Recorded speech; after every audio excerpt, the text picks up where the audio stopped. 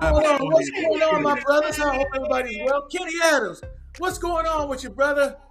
What's up, big bro? How you feeling tonight? All right, good, man. Good. I look like you had a great weekend this past weekend, man. Chopping it up with Yeah, family, man. friends, and I'm food. sorry I couldn't catch up. I'm sorry I couldn't catch up, but I was behind schedule on everything. But it was a good thing. Cousins Day, Cisco first annual, many more to come. But how was your Well, weekend, I'm brother? glad. Oh, great, man. I'm glad you had a good time, man. And that's okay. We will catch up sooner or later, but we certainly understood that you had a tight agenda and schedule for this weekend with the family and friends. Yes, I It's all did. good. Unbelievable. Yeah. Well, we What you want think to about welcome that game everybody to last night the show. before we get started, bro? What you think about that Oh game last man, night? it was that was a heartbreaker for Houston last night. I hated to see them lose in that fashion. I know you're a Florida fan, being that you formerly lived there, but nevertheless, I was pulling for the elderly statesman, Mr. Kelvin Sampson, to get a championship. But I Yeah, won't give up hope. Maybe next year will be his year. Listen, absolutely. guys, But without everybody, welcome further to the ado, show. let us know what we got We're gonna coming, brother. beg your pardon. What I'm we got sorry. coming, brother? I said, Oh I yeah, said, I'll without answer further that ado, first. let them know what we got coming, brother. Oh yeah, well, we got a couple of great topics coming tonight. Phyllis T. Adams, welcome to the show. We're going to ask for everybody to What's take the up? time, like, and share as you move forward. But we've got a couple of great things we're going to be talking about tonight. We're going to get into that in a minute. But we just welcome you here. We're glad to have you, your face in the place. As Lenny says Absolutely. online, we're the best audience online. Make no Find mistake us about it. online. Like, share, and subscribe. Definitely Show do us how that. much you love us. Let's get it popping. All right. Now, tonight we're going to be vibing on a couple of things. And in our socially speaking segment, we're going to talk about something that most people probably don't even think about. You know, most of us love to keep a clean home and keep our, our, our home looking good. And in cleaning sometimes we don't think about the dangers that lurk in your household cabinets. And when we're talking about that, no, we're not talking about little mice running around or little bugs running around. We're talking about those things like the chemicals that we use in our cleaning. We're going to make you aware of some of those possible pratfalls with some of the cleaning products that you use and how they can adversely affect our health. And that's vibe number one. Then when we switch over to vibe number two, which is our feature segment, we're going to talk about something that really it affects our community more so than a lot of other communities. But we're not the only ones. We're going to talk about the hidden lures of the lottery industry in particular, but the whole gambling industry as a whole, the gambling industry as a whole, and how it can have an adverse effect on all of us. So we're looking forward to diving into those things. And once again, we welcome your questions and your comments because your opinion truly does matter.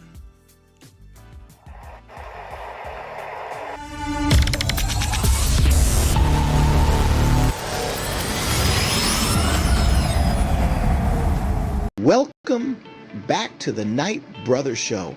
You work hard to keep your home clean, but could the very products you're using be harming your health? Take a look at those cleaning products on your counter. Many of them contain chemicals that can pose serious health risks with frequent use or improper handling. Let's break it down. Products like bleach and ammonia are powerful cleaners, but when inhaled, they can irritate your eyes, throat, and lungs. Even worse, if accidentally mixed, they can release toxic gases that can be deadly. Air fresheners and disinfectant sprays often contain volatile organic compounds, or VOCs. These invisible chemicals can linger in the air, triggering headaches, dizziness, or asthma, even in small doses. Regular exposure to harsh cleaners has been linked to hormone disruption, skin problems, and in some cases, long-term respiratory issues. Even antibacterial products can do more harm than good by contributing to antibiotic resistance. So how can you protect yourself and still keep your home spotless? Always read labels, wear gloves, ventilate the room, never mix products like bleach and ammonia. And consider safer alternatives like vinegar, baking soda, and eco-friendly plant-based cleaners. A clean home should never come at the cost of your health. Make smarter choices. Breathe easier, live safer, and stay healthy.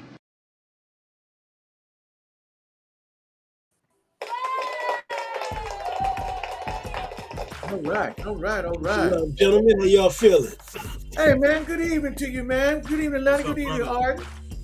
Glad to have you guys with us tonight. God darn, it's good to see you brothers once again. Always a pleasure. Always a Peace and pleasure. love. Me, Lee. Lenny, would you turn your microphone on? Love y'all. Cheryl Queen. Peace and love. What's up? Did you say you love to love them? Huh? Did you say you love to love them?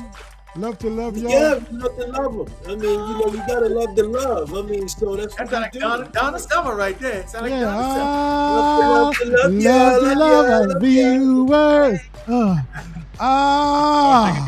We love to love our viewers. Hey. But now, guys, welcome to the show. I'm glad to see you and your faces in the places as well. We're always glad to have our audience with us as well. Like I said, welcome Phyllis T. Adams and Cheryl Queen and Sophia Mimi Lee and brother Legends from the Past in the house. What's up? What's going on, brother? Big brother Armand. Armand Wallace in the house. So good, man. So we're glad to have everybody here. And tonight we're going to cover this subject. Atlanta, you went into that video a little early. I was hoping that you'd give people a little more time before you played the video. You just jumped right into it. That's okay, though. Some people may have missed the video and they may not know what we're talking about. But we're going to move on with it nevertheless. Margaret Nick, how you doing this evening? Number one stunner. Yes, The indeed. number one Yes, stunner. yes. So listen, guys. So yes, indeed. So, social speaking is about the hidden dangers within your home. We're talking about chemicals, regular household, everyday household chemicals too, and how, if not careful, they can be harmful in some ways. And we just thought we'd talk about that a little bit tonight. So we're gonna break this thing off, Q. I think we're gonna come your way and just opine on, like what are some of the associated health risk associated with like ammonia-based cleaners and that type of thing. Oh, okay. Help us out. We're going to talk about it a little bit. Ammonia is a really, really powerful cleaner. It really is. It can do a great job. But the problem with ammonia is it can be a real irritant to not only the eyes and the throat and the lungs, but it also can lead to some respiratory issues if inhaled. And those type of things can lead to even more issues. But even more dangerous than that, the ammonia by itself, is the ammonia when it's mixed with bleach. When ammonia is mixed with bleach, without proper ventilation and things of that nature, it can become toxic and can lead to some serious illness. And can even possibly lead to death, guys, if inhaled and for an extended period of time. So we have to be very careful when we're using cleaning products and how we use them, how we mix them, and things of that nature. And ammonia is one that we really got to be very, very careful with. You know what I wondered, and thank you for that, Q. Yes. Like back in the day before, because let's say back in the 30s, 40s, or whatever, 50s, 60s, whatever, in that era, back before mass-produced products from Procter and Gamble and all of these other cleaning agents and all that type of stuff.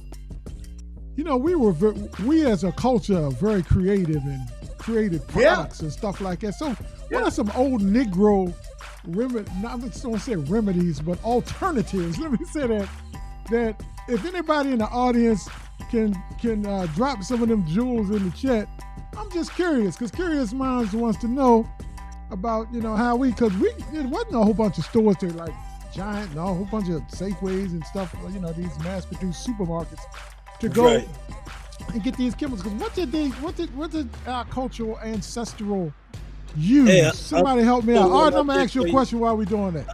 I'm throwing out there, get the party started. Unclog your drain. Remember, people used to use baking soda and some vinegar. That's going to be bought up. That's going to be bought up. Yep, you're absolutely right. Create the pressure and push it through. But So and I, you know what? I don't mean to just get take it off the rails, but I that means we're going off the rails, y'all. That means we're going hell in a handbasket in about 5 seconds. That's what that means. So get ready. But I shouldn't even say that. But I do remember like one of these just called the hot water bottle for feminine products back in the day. You know what I mean? But every household had one though. So let me just stop. That red joint. Let me stop. Red joint. Let me get. It's hard to get back on the rails. It's hard to get back on the rails. No, I'm gonna make a clean transition. We're speaking of fresheners, but this one is, for the air. Yeah, let's get back on the rails. All right, go ahead. I just thought I'd spice it up. Ard, can you explain what VOCs are and why they are found in air fresheners? Talk to us about that, brother. Well, they are actually found in most things that propel with compression. They push whatever their product out airborne, unless it's pressurized airborne. They're just extremely dangerous to inhale. And most of the time, if you ever read the air freshener, when you spray it, it tells you to be out of that room for a long period of time for it to dissipate. And I know I never listened. It runs you out sometimes, but the bottom line is that it really is a situation where if you don't get out of the room, especially those things that expand, like those fresh car fresheners. Anybody has like the small spray car fresheners? Yeah. If you spray them, it tells you to don't spray it while you're in the car. But most people just spray it. Oh, I'll open the window, but that actually expands. That air expands. I mean, that spray expands and continues to expand. So you ingest it, it expands. Yeah. So, it's something that are so dangerous that we just kind of overlook it, thinking it's really not. Yeah. No, you don't need to be in the car. You're supposed to spray that, close the car, and leave. Don't get in for a while. So it's just a lot of things are found in those air fresheners. And then, like Q said, the common things, like where you would just normally clean one thing with another, and it just doesn't need to be mixed like that. So, yeah, it's just a really, really bad recipe. Good look, brother. Coming your way, Ken Dog. Talk to me. What symptoms might result from overexposure? Cleaning fumes. Also, what precautions should be taken to reduce the risk when using these types of products? I always wondered about stuff like that, like paint thinners and people, bombing rooms and come back later on. I never used to like going to a room after it was bombed. You know what I mean?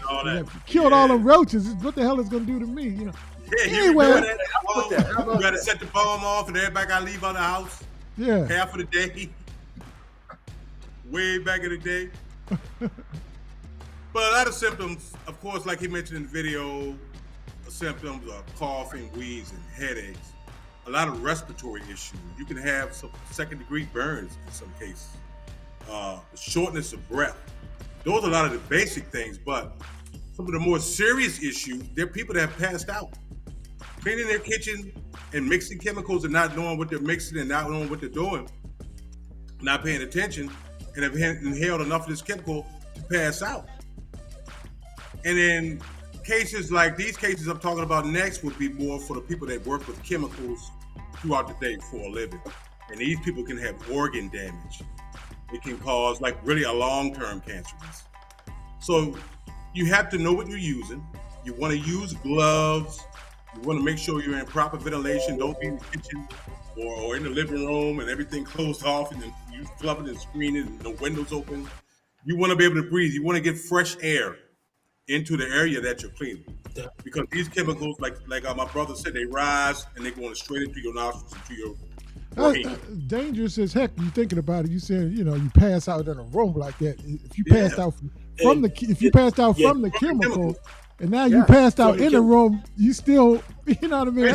Still breathing. Yeah, that could be the same chemicals. You may or may not be in there cleaning by yourself, and now you laying there, you wouldn't nobody to help you.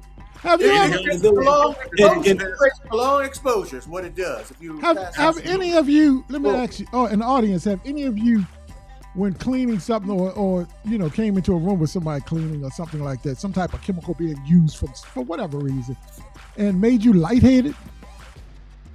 Yes. Anybody experience I'll tell you, audience? It's a very good question. That is a great question. Definitely. Because, when you start talking about those volatile organic compounds, which VOC is volatile organic compounds, those chemicals, some of them naturally become vapor or gas, but a lot of them, if you add to another chemical, and I mean talking about something as simple as baking soda, add to some of these things, they can turn into a vapor and become very dangerous. So listen to yourself. If you feel a little headache or you feel some sort of dizziness if you're cleaning, because a lot of times you're doing it in small confined areas, so the airflow is. That's a good point, Arden. You're right, because like Dupree said, oven cleaner gets me every time. Oven cleaners. I was about to mention that one. That's an enclosed area where that chemical can become very strong, and then when you open that doorway, oven door, it's like boom. You know what I mean? Yep. And particularly if that oven is warm. If that oven is warm when you turn it off, and then you clean that thing, it comes up. And Pamela, we mentioned ammonia, and bleach, and you're absolutely right. Ammonia and bleach can be really almost a deadly combination at times. That is a definitely deadly cocktail. And if you get into that, you're talking about ammonia and bleach. Additionally, vinegar should not be mixed with like bleach. See, that's what Margaret talking about. Margaret said can choke your breath. You see what Margaret said right here, Arden? Yep. And Mimi also talked about how mixing chemicals can be an issue too. Mimi, I know Mimi, you have experienced some of that too, knowing how. Yes, she said you mix chemicals and the bottom line is, brothers, and all our fans, you have to know what you're using. Read labels. Margaret got an old school, I almost said Negro spiritual, but old school remedy. Yeah, old school vinegar and water to clean winter. You're absolutely right, Margaret. You're absolutely right about that. Vinegar and water is a lot of people use that. Some people still use that today. Cheryl has a statement here, Q. I just wanted to read it. She says, wow, how many times have we all been guilty of spreading the air freshener while we were in a vehicle or in a room? Reading is fundamental. Knowledge is power. Absolutely, Cheryl, because often we don't take the time to read the labels on things and the instructions on how things to be used. We just dive right in and not realizing there can be some serious consequences to our health if we don't use those things properly. I would say Pamela Williams said, know what you're using. Ammonia and bleach will take you out. You right? Oh, yes. That's what I'm saying. We talked about that, Pamela. No question. It surely can. It can be really, really dangerous. Oh, Jalinda said, make sure you have a window open. And that's right. You got to have that proper ventilation. You got to have proper ventilation. No, you couldn't be more correct. And just consider, great point, Pamela, on that comment. Even in a hotel room. You're right, Pam. Just consider children and pets, because it might be okay for you. You got small children and pets, or even elderly folk that are, of a certain age, or somebody that has a medical condition. A medical issue already. All of those things become a vulnerable risk population, So. Lenny, I want to bring up something that I think you are either yourself or Arden mentioned it. And, we're talking about cleaners, but we're talking about those things, the VOCs being in the air, things being in the air. Wow. You even talked about a roach. Somebody mentioned a roach bomb or some bug spray. Those things as well probably have some of those same issues and challenges if they are breathed in by humans, You talked about how it's killing all the roaches. Well, what is it doing to you? Q, I remember. No, I remember when I remember we used to live in town. I know where you're going. I already know where you're going. You know, we was probably sub 10 years old at that point. Oh, yeah. Eight, I 9 or something like that. Yep. And 70, yeah. moms used to get the cans of Raid and whatnot. You know what I mean? Everybody had the problem. You know what I mean? Act like you ain't had no problem. You know what I mean? She used to get the cans of Raid, Kenny. And she used to set them joints off, you know what I mean? And to kill those invaders. To kill the invaders. He ran that vibe out here. Shit, wasn't nobody. I want to bring something up to you. See if you remember this, because we were very young. And you know, and Arden, when you're young and you don't know any better, and looking back on it, man, it could have had some adverse effect on our health even to today. But I can remember and recall when we were younger, we probably was 6, 7, 8 years old. We were living in Annapolis at the time, and they used to bring a truck around that sprayed for mosquitoes. We used to call it Mosquito Man. Remember Mosquito Man, Lenny? And we would run behind the truck while the truck was spraying for the mosquitoes. And it'll have this mist. And we would run behind that mist because it was a game to us as children. We didn't know any better. And all that stuff was going in our lungs, man. Yeah. I don't know if you remember that or not. Mosquito. Here come Mosquito Man. Here come Mosquito Man. Cloud. Here come Mosquito Man. Yep. I'm glad you brought that up. Yep. Anybody remember everybody did that. No one just remember that. No, everybody didn't do that. No, everybody did not do that. No, it was look, man. Yeah, it was. Yeah. Now, Armand, I don't know where you're going at with this, but we're all infested. Because don't act like Spyro didn't have some too. I'm gonna tell you, Spyro. That's where it came from, Spyro. That's where it came from. I don't know about everybody's house, but I know we had them. Stop front, bro. Stop front. Oh man, y'all, look, we having fun. But look, let's keep this moving, y'all. Let's keep this moving. What she said, yes, and we ran into that spray. Margaret knew about this Mosquito Man. Margaret remember Mosquito Man.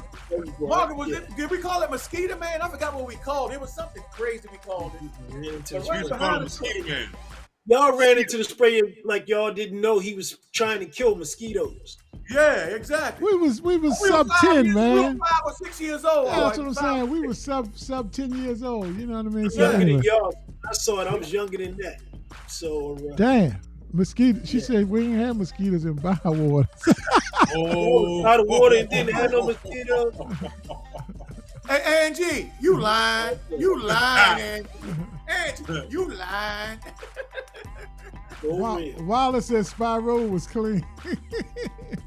Yeah, okay. Tell all them rascals over there. Okay. Man. Look, Mosquito Man. Affectionately known as the Mosquito Man. You know, Mosquito Man. Go ahead, Lenny. We got to move. We got a couple of more questions about this. Look, Jalinda said that the mosquito truck was fun in Eastport. Yeah. All right, y'all. Look, let's keep it moving. Keep it moving. Hoods at the black neighborhoods at that. No, I think we went mostly around all Annapolis, but yeah, the bottom line is, we're gonna talk to y'all about that. Yep. We'll circle back to the Mosquito Man conversation. Yeah, because we might have to we'll have to do some research on the Mosquito Man. We need some reparations for that or something. You know what I mean? We might have the reparations for that. You know what I mean? I ran behind that truck a lot. Y'all head running behind the thing that kills the mosquitoes. So we was targeted, baby. We was targeted, son. Well, tonight's feature segment, we're going to explore something else where perhaps we may have been targeted as well. We're going to talk about basically the lottery industry, but not only the lottery industry, because gambling as a whole, all of it's under one umbrella as far as I'm concerned.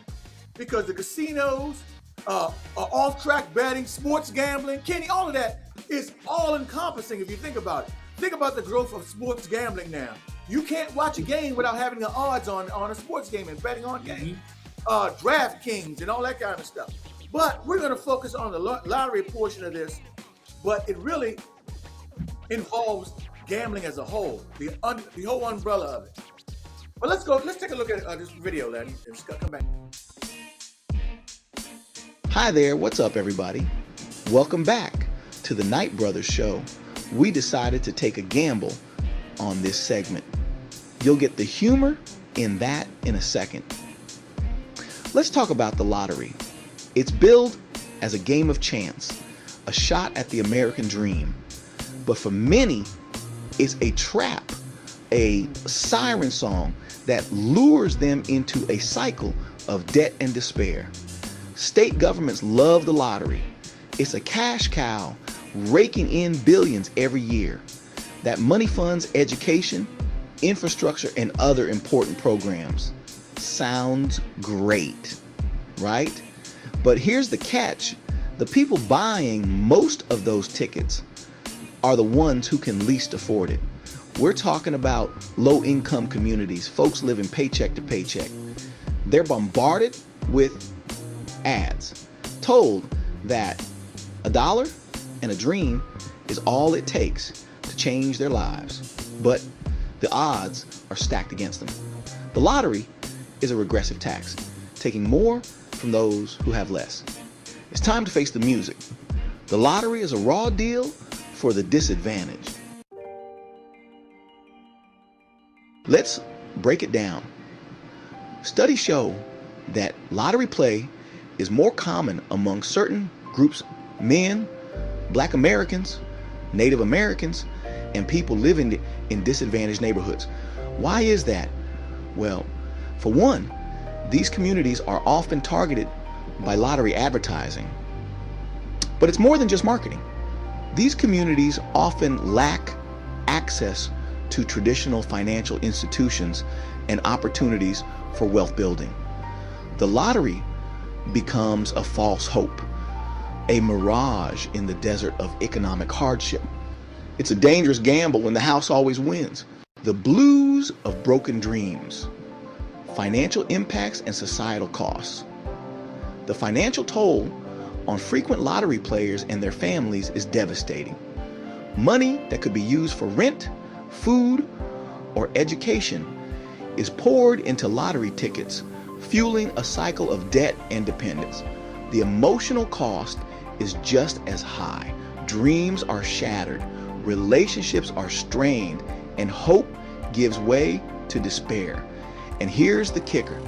The normalization of gambling, especially among young people, is a recipe for disaster. When we tell our kids that the lottery is their ticket to success, we're setting them up for failure. We need to teach them about financial literacy, responsible spending, and the importance of hard work and education. First, we need to call out the hypocrisy of state governments. They're raking in profits from the backs of the poor while claiming to promote opportunity. That's messed up. We need to demand transparency in lottery advertising and funding allocation. Let's see where the money. Really All is right. going. All right. Let's break it down. Is going. I feel you, brother. Before we get too far into it, we're making so much money with the number runners. So they had to cut into the money like with the marijuana industry. Yeah. Now, Yeah. for some of you might not catch the whole thing unless you're of a certain age and you've been around for a while. What Pamela is talking about here, she said we were making too much money with the number runners. When she said the term number runners, before Maryland Lottery and before the daily numbers, National lotteries, yeah. Legal lotteries, state-run or government-run organizations, there was this illegal lottery system or undercover trade market of lottery numbers. Now, I don't know how that system actually worked, but I know that I remember as a youngster, a lot of black people somebody play the numbers and somebody would say somewhere through the community, Kenny, the number was whatever today. You know what I mean? Now, I don't you know had number runners, and then you had houses that funded the whole situation. So if you won, that house paid the runners, or they paid the person that won, and they got the numbers every day from the track. whoever. Yeah, it came from the track. That's where Horse it came racing. from, Martin. Okay. Horse race. Yeah. Horse race. Okay. Definitely. And the funny thing about it is that for Maryland, it was a brother, I forgot his name, from Annapolis that actually helped set up Maryland state law. Well, I don't want to put people's names out there. All right, now I know some I people. know my name out there. I don't want to do it. I know some people, but I don't want to put their names out there. Like, I don't think it's fair. The bottom line is But just I a fun remember, fact. and you're right. There was a Some brother people from from Annapolis. Show You're absolutely Maryland right how about it some people from Annapolis. Oh, run a backstreet, baby. Backstreet runner, baby. Yeah. You know. As a matter of fact, Lenny, some neighbors of ours, once again, I won't say names, but neighbors of ours were big, very, very, very big in the numbers. Well, let me say this, and I don't want by any stretch of the imagination say that he was historical Like I said, a landmark. couple of names are dead already. Historical landmark restaurant in Annapolis, right? Oh, you already giving it away already. And but we used to go there to his restaurant. It was what street was that on? Was that Calvin? Calvin Street. Calvin Street. Everybody, look, I ain't had to say it. When I just said that, somebody just popped the name. See, Margaret put it out there. Margaret put it out there. That's who it was, Margaret. You ain't heard it from me, though. Oh, Margaret. Oh, you're wrong, Margaret. You're wrong. No, but I know a lot of people used to go there when they used to buy. Anyway, let's get to the questions, y'all. Let's get to the questions because Q, how does this lottery disproportionately affect low incomes, marginalized communities? Can you talk about that? And first of all, we are saying this too. We definitely want to put out here that we don't condemn anybody that play a number or like to play numbers and any of that type of stuff. That's not what we're not saying at all. We're just looking at it as an industry overall. What does it do to certain community? That's all. So anyway, I just wanted to preface you're that. Right about that. I'm glad you put that out there as a disclaimer, more or less, because I mean, like I said, we talk about the gambling industry as a whole, sports betting and all that stuff too. But in particular, we're talking about the lottery and how it affects low income and marginalized communities more so than others. And the reason for that is it's kind of simple. Unfortunately, low income individuals spend a higher percentage of income on the lottery and on games compared to like middle income or upper income families. And the problem is the states targeted those individuals and targeted those families in their programming and their commercials and things of that nature. And it made it a focus on, because they aggressively targeted it too, and they still do. If that's not something in the past, they're still doing it to this very day. And what happens is, because those families and those people spend more money on the lottery, it can lead to a financial strain. It can lead to financial strain and economic, and put them in an economic disadvantage because it's leading to that, because they're spending money that they really don't have per se on those things.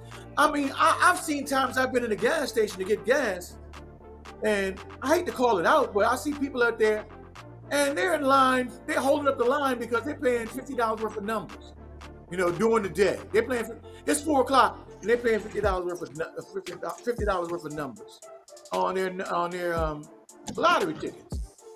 And I thought about that now. So I said, man, wait a minute, isn't the lottery twice a day now? Numbers game twice a day? Isn't there a noon drawing and an evening drawing? And if this person is spending $50 during the evening, what are they spending during the day as well? So I'm thinking about that's maybe they're spending $75 a day, 7 days a week, because they're afraid to miss a day because they might miss their number. Well, I just thought about that. Definitely a behavioral issue. But yes. And good points to think about, Q. Kenny, impact. Talk about participation on financial stability. Just like I said in the video, and just like Q just explained, you're spending unnecessary money that could be used for something else to help pay the bill that you're trying to win this big money to pay. Yeah. And I'm not gonna sit here and lie. When it gets to the billions, those really, really big ones, I play. I might play 10, 20, sometimes $30. So I'm not gonna sit here and lie. Like we said, we're No, not here to judge $2. or condemn anybody. Yeah. You know what I mean? But But just like the video said, people are looking for a dream. I talk to people like on the job and people, some of my friends, and the big lotteries come out, and sometimes they even start planning. In their mind, they're going to win. There are people out there like that. In their mind, they're going to win. I may not win the big part, but I'm going to win this big part. And it affects the underlying communities, the poor communities, because the same thing. They're looking for a dream. They're looking for a way out. They're working every day. You know, wifey and hubby working every day. We got to take care of these kids. We got all this insurance, car notes, rent, mortgage, whatever you're doing. Food is climbing out the window. We're going to take this $5. And I've seen people that I've done it myself. We're going to buy these tickets. You go kiss the ticket. I'm going to kiss the ticket. And we going to try to win. And in the back of our minds, we're lying to ourselves. We know if we win, we win. We don't, we don't. But in the back of our minds, we're like, if we win this tomorrow, man.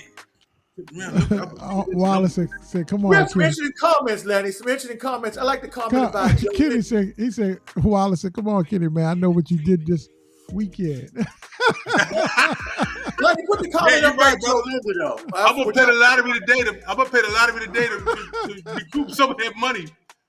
But I mean, the odds are stacked against you. It's one in so many millions. It's just ridiculous. And the mega, which is a big thing. I don't know if y'all know about the mega, which is $2, is going up to $5.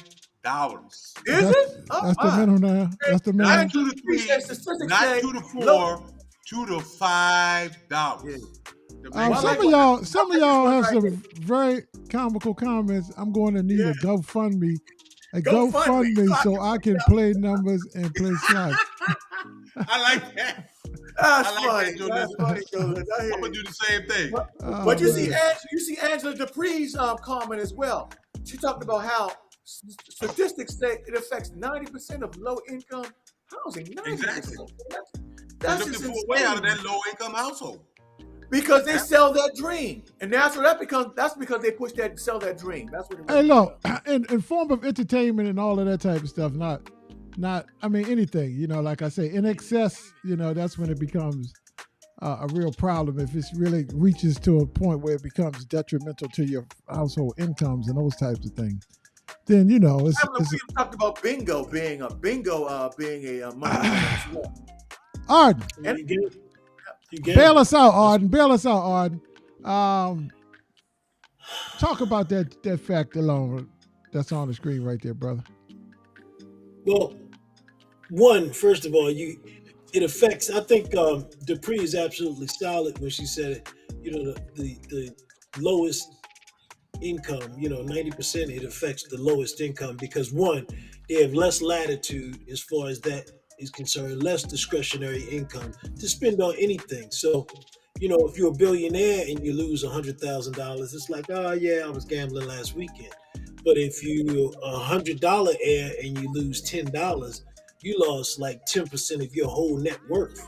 You know what I'm saying? So when you start looking at those numbers, and then you also have to think about when you're in that situation and you don't have much money, if you have $20 and you can't pay your $40 or $50 bill, then you are more.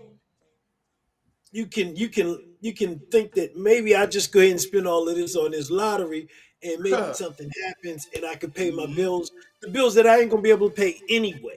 So it's just certain mindsets going into it, and then when you start talking about you in that and you live that for a certain amount of time, that becomes a whole nother situation. Now you're developing habits, especially with what's going on, the perpetuation of gambling across the board.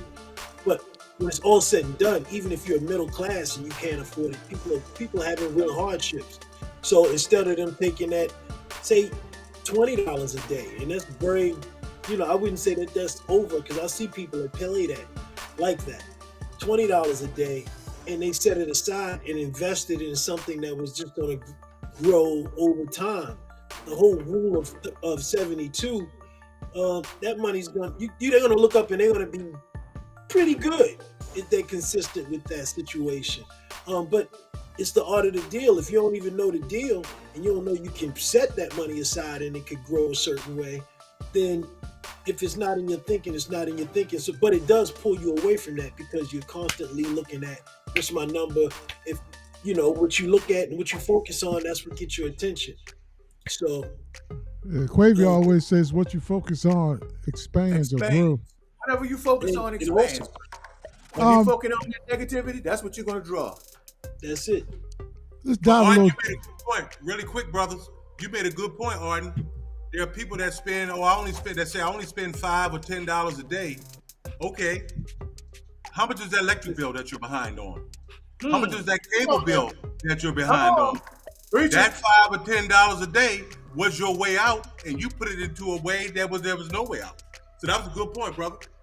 That's $5-$10 a day multiplied by 7 days a week. That's $70. $70 by 30 days a week. That's $210 a month. Yes. $210 by 12 months. That's over $600 that you just you could have Q. The question seems like an obvious answer on there, but can you help folks out? Just kind of explain it a little bit. Why do lower income families tend to spend more on lotteries than investing or something of that nature? Because they see it as a dream. They see it as a dream. The dream of a way out for them. For many of them, they see it's a way out. Okay, all right. I need some money. I got to come up with some money quick. Okay, I'm gonna try this lottery. I'm gonna go to this casino and try to win at the casino. I'm gonna try it in various other gambling ways. I'm gonna bet on this game. They see it as a way out. It's a possible way to escape their financial hardship on a quick basis. When the odds of them winning are, as we're going to show in some statistics that are going to be coming up here, the odds of you winning are astronomical for many, and that's the sad thing about it. But that's the problem. Low humor. The higher the jackpot, the lower your odds of winning. Little humor while Kenny answered this next question. I want your audience to think of these two movies from it. One movie, these movies dealt with lotteries and things of that nature. One movie was from a 1970s movie that starred Bill Cosby and who was Sidney Poitier. And I think J.J. Walker was the boxer in that movie. Yeah.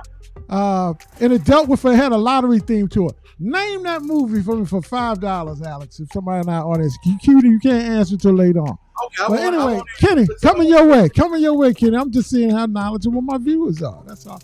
Kenny, do you think playing the lotteries contribute to a larger scale gambling habits? If so, why not?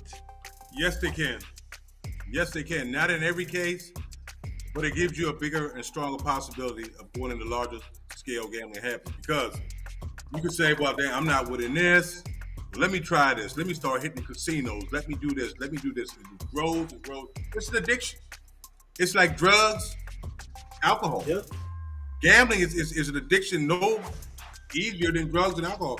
They have, I hear it on the radio and I see it on the TV. After some of the like FanDuel commercials and advertisements, if you have a gambling problem, one of these.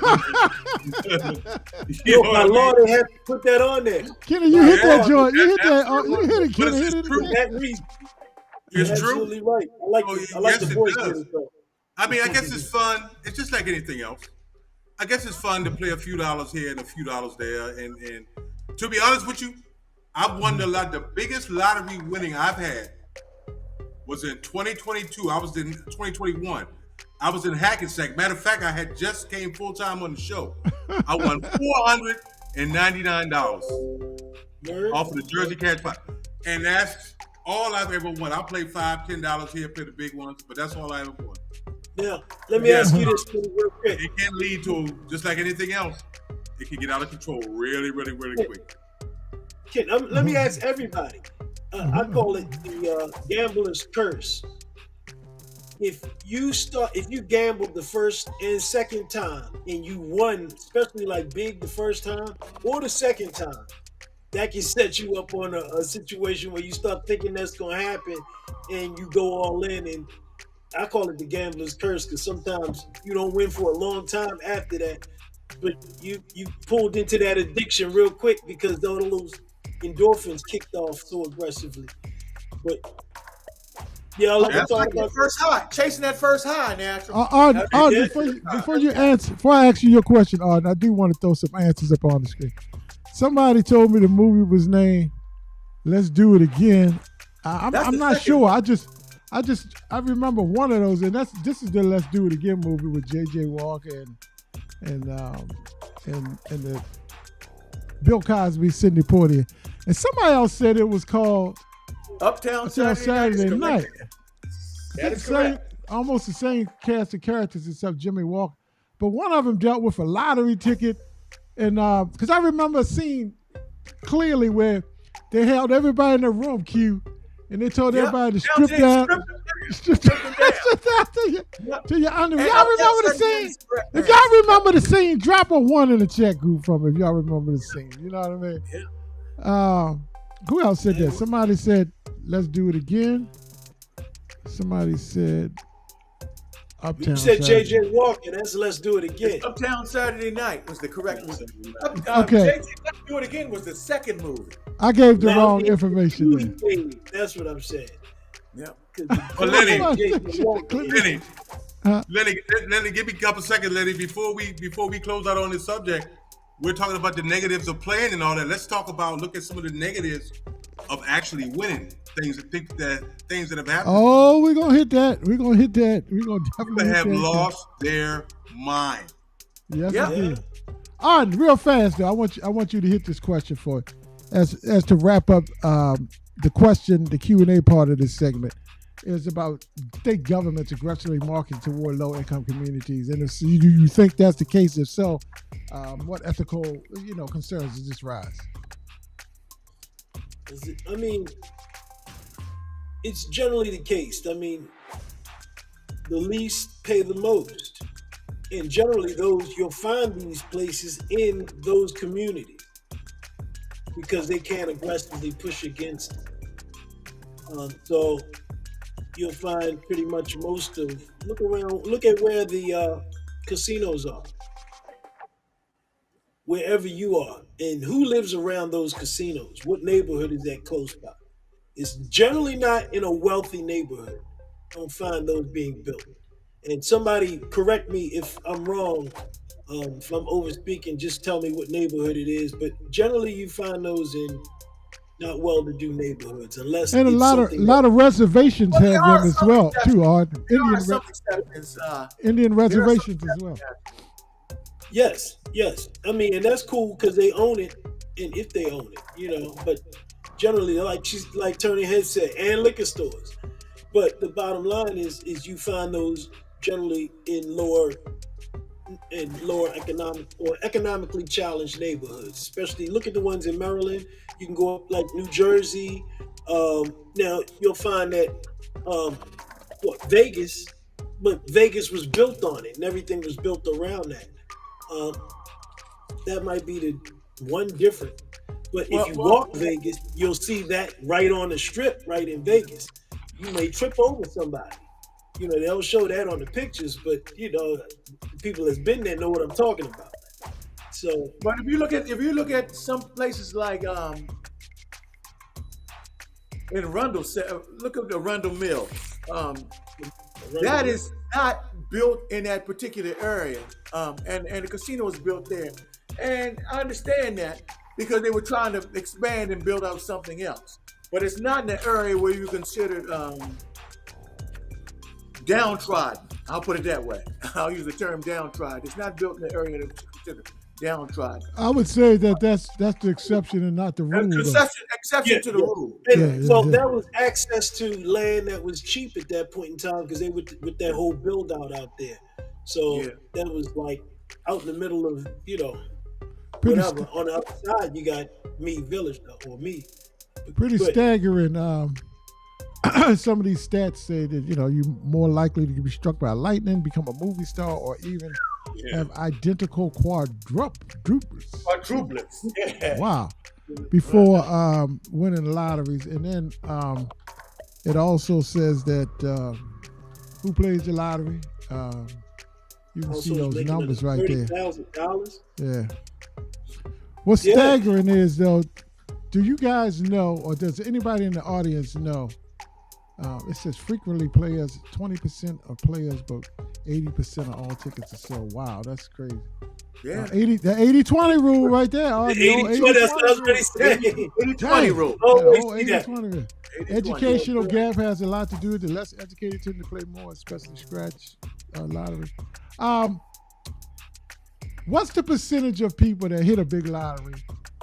Or what do you think? This is a question. What percentage do you think is the number for people that hit a big lottery that either wind up broke or in worse financial situations than what they were prior to them winning the lottery? That's the question. Hold on, Lenny, say that one more time so everybody can hear it, because we want y'all to answer in the text. Say that one more time, Lenny.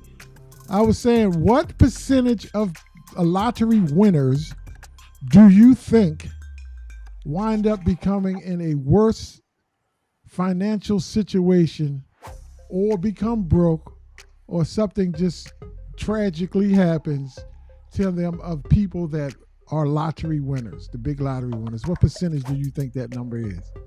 And we'll go around horn. Start with you, Q. Q, you up. I'm not gonna tell you whether you're right or wrong. A percentage number. Just give me a number out of 100. What percentage of lottery winners wind up in despair?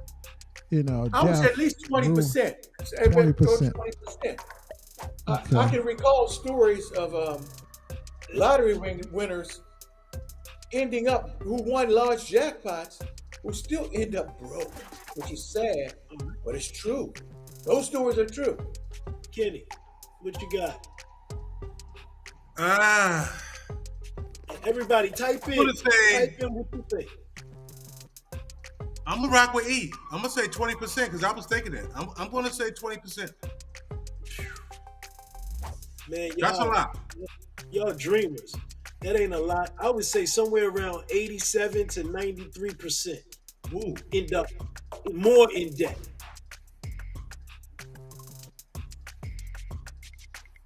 What you got, Lenny? Margaret said 40%. Thank you, Margaret. I want a few more answers to see what people see say. Who hits it. Yeah. Turning head 75. I appreciate you. Good looking. I'm with you right there. I'm with you turning heads. Legend said 0.5. Come on, man. People are not that smart. What did he say? Let me throw some numbers out here. Let me see. 0.5. 40%. 0.5. Turning heads says 75%. 75. I'm leaning to. I'm with you turning heads. 0.5%. That's half a percent. Yeah, it's 0.5%. Yeah, that's 1.5% now. 70%. That's less than 1% that you put up there. 70% of lottery winners go bankrupt within a few years. Yep. Almost 90% lose their money all of their money within 7 years. Yep, within 5 to 7 years. That's what the stats say. Yeah. So it is absolutely amazing. But you talking about if you get a whole lot of money and you don't have an understanding on what to do with a lot of money, and you don't find smart help, well, man, financial literacy. Money, you usually lose it quickly. Yep, financial literacy, Nancy. Yes, sir. And it's a different level of literacy. Mm-hmm. Yeah. So I mean, it is a staggering number. How manage that money? 90 what? 99%. 99%. Wow.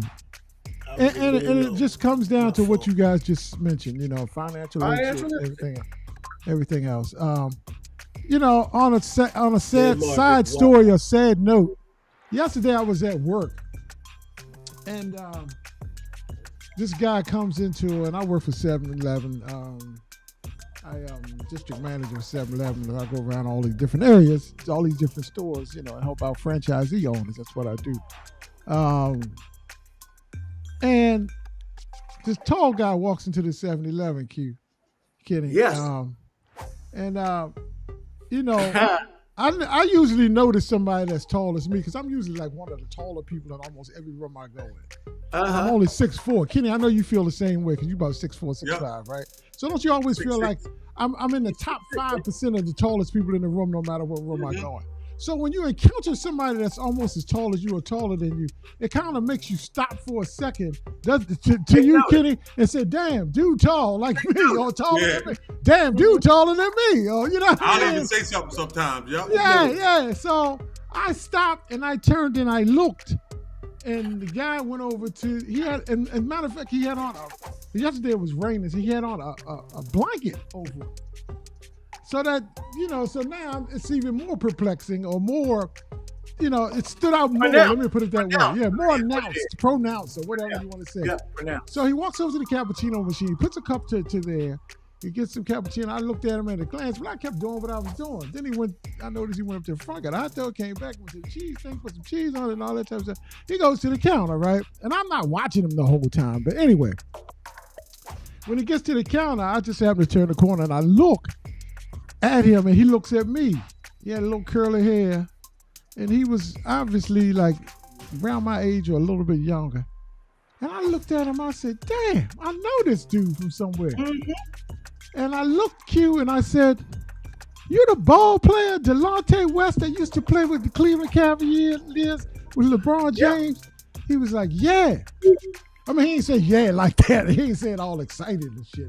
But he said, "Yes, I'm Delonte West." I said, "You the ball player?" He was like, "Yeah." And I told the cashier, I said, because I could see that, if you heard stories about it, he's definitely down on his luck. I was in the Alexandria area. I just gave him $20. I just say, "Look, man, go ahead, take care of you, brother. You know what I mean? I appreciate, basically what you did when I watched you. You know what I'm saying?" And he was just as cool as a fan. He was appreciative. Yeah, I met him too. He was appreciative. He wasn't. And I ain't make no scene out of it or no shit. You know what I'm saying? Right. Because watch your language. Well, we grown here. We on the internet. But I ain't make no scene out of it because, of dignity and, you know what I mean? Yeah. I'm not trying to take nothing because there, for the grace of God, go I. You know what I'm saying? Brothers and sisters. Absolutely. So, and I know we talk about lotteries and all that, but in a way, those players hit the lottery. They hit it from talents that they had. You know what I mean? Right. And squandered, whatever opportunities because of financial literacy and because of, systems in place to make sure that you help folks to land on their feet after their careers, those type of things. And I thank God it's more of that happening these days than it was, then. But it was just kind of harkens. Go ahead, Art. He was able to bless his family. You know what I mean? Even through all that, he took care of them, and they still taken care of. So that was a blessing. Yeah. What he going through, God. But I saw an interview of him probably like last week. That's why it was funny that you ran into him. Oh, really? Okay. Yeah. And he was talking about, I'm going through what I'm going through, but I was able to take care of, my mom, get her a house, he was able to do some things, when the capital came in, right. You step into the wrong arena and, Right. No doubt. Right. And, good brother though, man. I could tell him. I mean, there's Delonte West, right. And he's had some struggles, Lenny. He had some struggles. And he didn't look like this. He didn't look like that when I saw him yesterday. He looked a lot better than that. You know what I mean? Mm-hmm. But he looked healthy, and it's just one of those situations, But Kenny, you said you encountered stories behind that, Kenny, but we won't. Yeah, I ran across him. I ran across him, Lenny. When I was down there, I was an area manager for Popeyes. For a company that ran Popeyes and stuff down there. It was the one on Crane Highway next to Frank's Den. Oh my God. I still got the picture. He came in at 8. I hooked him up. Yeah, I was going to do that too, Kenny, but I was like, I don't want to take a picture with him. I just kind of like, I ain't want to make no, whatever out of him. You know what I'm saying? I felt like, yeah, but I'm gonna send you the picture when we get off air. I'm gonna send you the picture. Okay, cool. No doubt. But anyway, folks, look, I hope y'all enjoyed these segments for tonight. Once again, tomorrow night at 8:00, right on these same channels or neighboring channels on Facebook and YouTube. Neighboring channels, not the same channel. Neighboring channels. We have a show called The Legends from the Past and the Future Legends. That's going to be coming on. Our good friend, buddy, Armand Wallace and his bang up crew of co-hosts are going to definitely break down show you some nice interviews and talk about some great things as well. So make sure y'all check him out, and thank you as well. Appreciate you. D Chambers, that's my buddy. Man, No thank you doubt. for that compliment. Yeah, Thank you very much. Any you closing very much. thoughts, folks, as we go around the horn real fast? Closing thoughts as we wrap up another great hour of discussion, topics, interview, and informative discussion. One thing I wanted to mention is that our communities are disproportionately affected by the lottery and by the gambling situation, and it's not only gambling. You think about the lottery casinos, and who you see in casinos, you'll see people from our community, but older people and whatnot, loaded in the casinos, man. Unfortunately, but that's the way it is, man. That's the way it is. Yeah. Arden, what's your closing thoughts for the night, brother? Hey, man. Live, love, laugh. Have a beautiful week. Get out if you can't walk. I know it's gonna be cold tomorrow. I'm gonna be out there freezing my tush off in the morning at 5. But get out, do something. Get to the club, dance if that's what you do. But just break a sweat for real. Drink some water. I like If you that. Arden. fast, and if you fast, then add an hour or take an hour away. And if you didn't fast yesterday, so what? Tomorrow you got a whole nother chance. I like that too, Arden. I like that too. 3 hours or your 6 hours. If you're trying to go hard, 4 hours. Just do your thing. It's your journey. It's your life. So love yourself some more. Peace and love. No doubt. Kenny, what you want to leave the folks with after you came to Maryland and tore up in Maryland over the weekend, brother? Kenny, Yeah, I seen you somebody throwing like down to on think. Facebook. I saw you throwing down, brother. Yeah. Yeah, you saw me dancing. Now I can't even dance. Turn the party out. You know what I mean? You and the wife I like and to everybody. Sister, and all I like of to y'all. think, now that you brought it up, I think everybody came out to the first annual Cisco Cousins Day, more to come. But I like to thank our loyal viewers. I hope we provide positive, good information to y'all each and every week that keeps y'all interested and keep y'all watching. Keep watching. We have more coming, a better show, a great show coming next week. We love y'all. We thank y'all for your support. See you next week. No doubt. Parting notes. This week on Saturday, Night Brothers will be the what do we call Q at the Martin Luther King Day Parade? What do we call? What is our role? What is the title? Master of Ceremonies for the parade or something like that. Ceremonies. Yeah, MCs. MCs. Master Ceremonies for the Martin Luther King Parade, and we're going to be set up probably around the. I guess probably more than likely, Lanny, we're probably going to be using not First Baptist, but Asbury. From Asbury. We're going to be set up around that area, and we'll be broadcasting live from that. So, guys, if you're out there in that area, if the weather permitting, please come and join us.